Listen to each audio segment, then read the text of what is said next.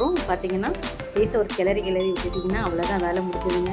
Serve பண்ண ஆரம்பிச்சிங்கன்னா. So வாங்க இப்போ பார்த்தீங்கன்னா சுட சோறுங்க, பறக்க சோறு.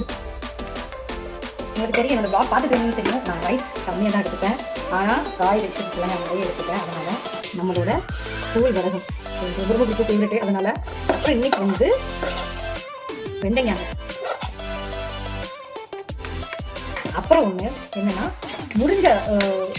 முருங்கைக்காயோட அந்த எடுத்து கொஞ்சம் அதுலேயும் நான் செஞ்சிருக்கேன். அந்த உள்ள அந்த சத பீஸ் மட்டும் எடுத்து நான் கூட்டு பண்ணிருக்கேன். செம்ம டேஸ்ட்டாக இருக்கும். இது என்ன பார்த்தீங்களா, சேப்பக்கிழங்கு இருக்கு இல்லையா, சேப்பக்கிழங்கு ரோஸ்ட்டுங்க.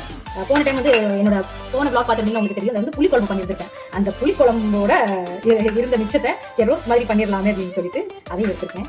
அப்புறம் நம்மளோட ஹீரோ யாரு, முருங்கைக்காய் சாம்பாருங்க. செமையா அல்டிமேட்டான ஒரு சாம்பார். எனக்கு ரொம்ப ரொம்ப ரொம்ப ரொம்ப பர்சனலாக இந்த மாதிரி பண்ணும்போது ரொம்ப பிடிக்கும்.